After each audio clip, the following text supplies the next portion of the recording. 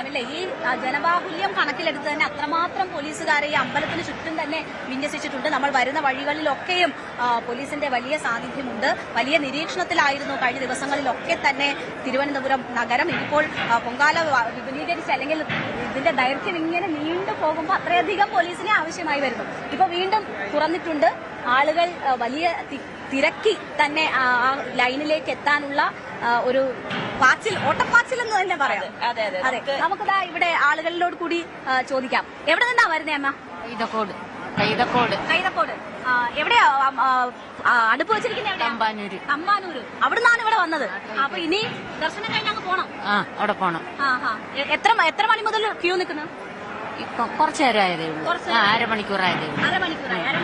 അരമണിക്കൂർ കൊണ്ട് ഇവിടെ എത്താനായി. അതിന്റെ ഒരു ആശ്വാസമുണ്ട്. എവിടെന്നാ വരുന്നേ? മടവൂര് കിളിമാനൂർ മടവൂര്. ഇന്നലെ എത്തിയോ അതോ ഇന്നോ? രാവിലെ എത്തി. ചെട്ടികുളങ്ങര ക്ഷേത്രത്തിൽ കായംകുളം. കായംകുളത്ത് നിന്നാണോ വന്നേ? ഇന്നലെ ബന്ധുക്കളുണ്ടോ? ഒറ്റയ്ക്കാ മകൻ തൊഴാൻ പോയിട്ടാണ് ഇങ്ങോട്ട് വന്നത്. മകൻ തൊഴാൻ പോയതിന് ശേഷമാണ് ആറ്റുകാലിലേക്ക് വന്നത്. രണ്ട് പുണ്യാണല്ലേ? എവിടെന്നാ വരുന്നത്? ഞങ്ങള് കൊല്ലം ജില്ലയിലെ കൊട്ടാരക്കരയാണ്. ഞാനൊരു കൊല്ലംകാരിയാണ്. കൊട്ടാരക്കരയില്ലേ? കൊട്ടാരക്കര നെടുമൺകാവ്. എല്ലാ വർഷവും വരാറുണ്ടോ? മിക്കവാറും വരും. ഇത് എത്രാമത്തെ പൊങ്കാലയാ? ഇത് 10-12ആയി. ഓക്കെ 20-ാമത് തവണ പൊങ്കാല ഇട്ടവരുണ്ട്. 10-12 തവണ. എന്തായാലും കൊല്ലംകാരാണ്. കൊല്ലംകാരൊക്കെ വരുന്നുണ്ട് പല ജില്ലകളിൽ നിന്ന്, കേരളത്തിന്റെ വിവിധ ഭാഗങ്ങളിൽ നിന്നുള്ളവരാണ് എത്തുന്നത്. നവമിയുടെ ബന്ധുക്കളെ ആരെങ്കിലും കണ്ടോ? ഇല്ല, ആരെയും ഇതുവരെയൊക്കെ കണ്ടില്ല. പക്ഷെ എന്റെ ചേച്ചി പൊങ്കാല ഇടുന്നുണ്ട്. അത് SCT ഭാഗം. അപ്പൊ ഒരു പായസം ഞങ്ങൾക്ക് ഉറപ്പായിട്ടുണ്ട്. അതെ, ഉറപ്പായും.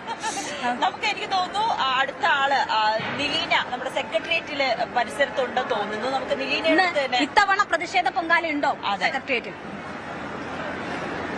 നിലീന, അവിടെ സെക്രട്ടേറിയറ്റിൽ എന്താണ് നമ്മുടെ പൊങ്കാല അടുപ്പുകളെല്ലാം തയ്യാറായി കഴിഞ്ഞോ? നമ്മുടെ ഭക്തർ സ്ത്രീജനങ്ങളെല്ലാം തന്നെ അതിന്റെ ഒരു സന്തോഷത്തിലേക്ക് എത്തിയോ?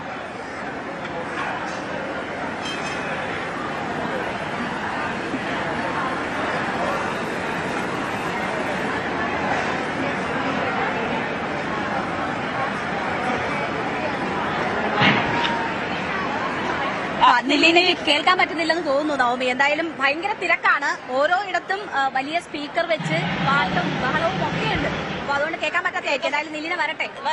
അതൊക്കെ എന്തായാലും ഇവിടെ ദർശനത്തിന് വേണ്ടിയിട്ടുള്ള ആളുകൾ ഇങ്ങനെ എത്തിക്കൊണ്ടിരിക്കുകയാണ്. ഇത് കഴിഞ്ഞിട്ട് വേണം അവർക്ക് ഇവിടെ പൊങ്കാല. നമ്മൾ നേരത്തെ കണ്ട ചേച്ചി തമ്പാനൂരാണ് വെച്ചിരിക്കുന്നത്. ഇവിടെ നിന്ന് വാഹനങ്ങളൊന്നും വരുന്നില്ല. വലിയ ഗതാഗത നിയന്ത്രണമാണ്.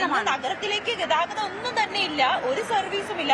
2 വീലറൊക്കെ ആയിരിക്കും. അത് പൊങ്കാല ഇടാൻ വരുന്നവര് ഇവിടെ നിന്ന് ഇനി ദർശനം കഴിഞ്ഞ് തമ്പാനൂർ വരെ നടന്ന് ചെന്നിട്ട് വേണം അവിടെ പൊങ്കാല ഇടാൻ. അപ്പോൾ അതിനുള്ള വലിയ പാച്ചിലാണ്. ഇത് എങ്ങനെ ഈ സമയ ക്രമീകരണങ്ങളൊക്കെ നടക്കുന്നത് അറിയില്ല. എന്തായാലും അമ്മയൊന്ന് കാണുക എന്നതാണ് ഇവിടെ വരുമ്പോൾ പൊങ്കാല അർപ്പിക്കുമ്പോൾ അവർ മനസ്സിൽ ഏറ്റവും പ്രധാനമായി കരുതുന്ന കാര്യം. അപ്പോൾ അതിനുവേണ്ടിയുള്ള അവസാനവട്ട ശ്രമമാണ്. ഇന്നലെ വന്നിട്ട് കാണാൻ പറ്റാതെ ദർശനം കിട്ടാതെ തിരിച്ചു പോയവരൊക്കെ ഉണ്ട്. എന്തായാലും ഇപ്പോൾ വളരെ വേഗത്തിൽ മൂവ് ചെയ്യുന്നുണ്ട് എന്നുള്ളതാണ് ഒരു ആശ്വാസം.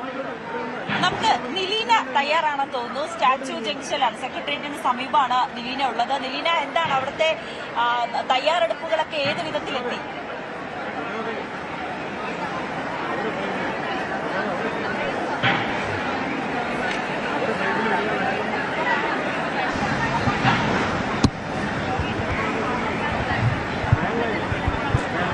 ഇവിടെ സെക്രട്ടേറിയറ്റ് പരിസരങ്ങളിലും വൻ രീതിയിൽ പൊങ്കാല ഒരുക്കങ്ങൾ നടന്നുകൊണ്ടിരിക്കുകയാണ്. അമ്മമാരൊക്കെ ആറ്റുകാൽ കേൾക്കാം. കേൾക്കുന്നില്ലേ?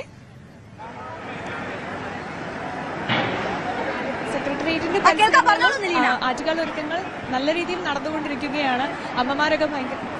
അമ്മമാരൊക്കെ ഭയങ്കര ആവേശത്തിലാണ് ആറ്റുകാൽ അമ്മയ്ക്ക് സമർപ്പിക്കാൻ വേണ്ടി പ്രാർത്ഥനയോടുകൂടി അവർ ഓരോ നിവേദ്യങ്ങളൊക്കെ ഉണ്ടാക്കിക്കൊണ്ടിരിക്കുകയാണ്. അതിന്റെ തിരക്കിലാണ് എല്ലാവരും. ഇപ്പോൾ അവസാന ഘട്ട ഒരുക്കം 9:15 അടുപ്പുവെട്ട ചടങ്ങിന് മുന്നോടിയായിട്ട് എല്ലാം ഒരുക്കി വെക്കുകയാണ്. ചേച്ചി, എവിടെ നിന്നാണ് വരുന്നത്? കാട്ടാക്കടയിൽ നിന്ന്. എത്ര വർഷമായി പൊങ്കാല ഇടുന്നുണ്ട്? എന്തൊക്കെയാണ് ഇപ്രാവശ്യം ആറ്റുകാലമ്മയ്ക്ക് സമർപ്പിക്കുന്നത്? പായസം, തെരളി, മുണ്ടപ്പുറ്റ്. ഇത് 3 എങ്ങനെയുണ്ട്? പിന്നെ ഇപ്രാവശ്യത്തെ തിരക്കും ഇതൊക്കെ കണ്ടിട്ട് എന്ത് തോന്നുന്നു? കുഴപ്പമില്ല.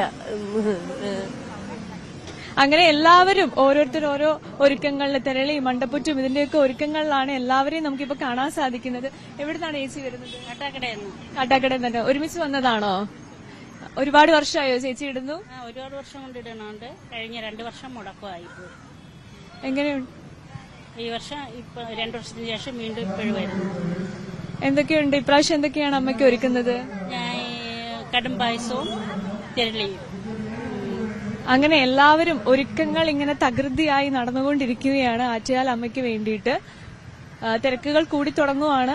ഇപ്പൊ ആളുകൾ ആദ്യമേ തന്നെ എത്തിത്തുടങ്ങിയിട്ടുണ്ട്. ഇനിയും ബാക്കിയുള്ളവരെല്ലാവരും ഒരുക്കങ്ങൾ നടന്നുകൊണ്ടിരിക്കുകയാണ്. മാക്സിമം 2 പേർ മാത്രമാണ് അനുവദിച്ചിരിക്കുന്നത്.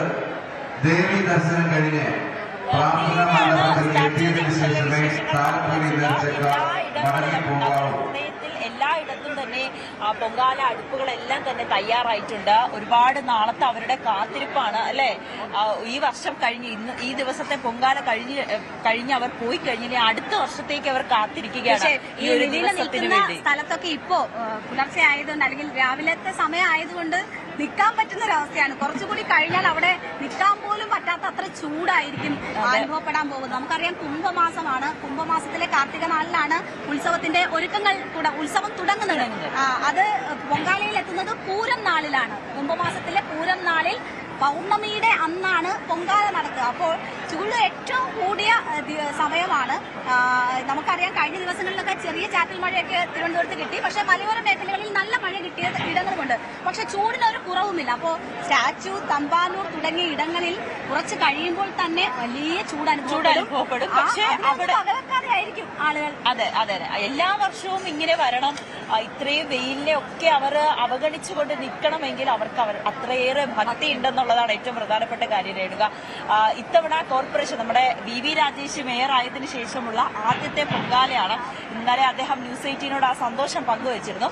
ഒപ്പം 600 ടാങ്കുകളിലാണ് വെള്ളം എത്തിക്കുന്നത്. ഈ കടുത്ത ചൂടാണ്, തളർന്നു വീഴാനുള്ളൊരു സാധ്യതയുണ്ട്. അതുകൊണ്ട് തന്നെ കൃത്യമായി എല്ലാവർക്കും വെള്ളം കിട്ടുന്ന രീതിയിലുള്ള സജ്ജീകരണങ്ങളെല്ലാം തന്നെ തയ്യാറായിട്ടുണ്ട്. തുടക്കത്തിൽ കുടിവെള്ളമില്ല എന്ന് പറഞ്ഞുകൊണ്ട് കുറച്ച് പ്രശ്നങ്ങളൊക്കെ ഉണ്ടായിട്ടുണ്ടായിരുന്നു. അതെല്ലാം കൃത്യമായി പരിഹരിച്ചുകൊണ്ട് തന്നെയാണ് അദ്ദേഹം ഇത്തരത്തിലുള്ള കോർപ്പറേഷൻ എല്ലാ ക്രമീകരണവും കോർപ്പറേഷന്റെ ഭാഗത്തു നിന്നുണ്ട്, സന്നദ്ധ സംഘടനകളുടെ ഭാഗത്തു നിന്നുണ്ട്, എല്ലായിടത്തും ഉണ്ട്. പക്ഷേ നമുക്ക് ഈ പൊങ്കാല ഇടാൻ വരുന്നവരോട് പറയാനുള്ളതെന്ന് വെച്ചാൽ ഇതിനോടകം തന്നെ വലിയ നിർദ്ദേശങ്ങളൊക്കെ കൊടുത്തിട്ടുണ്ട്. ഈ പൊങ്കാല ഇടുന്നതിനും ഈ ദർശനത്തിനും ഒക്കെയുള്ള ഇടയ്ക്ക് വെള്ളം കുടിക്കുന്നത് മറന്നു പോകരുത് എന്നതാണ് പറയാനുള്ളത്. കാരണം നിർജ്ജലീകരണം സംഭവിക്കാനുള്ള സാധ്യതയുണ്ട്. അതുകൊണ്ട് തന്നെ കൂടുതൽ വാർത്തകൾക്ക് news 18 Keralam YouTube channel subscribe ചെയ്യുക.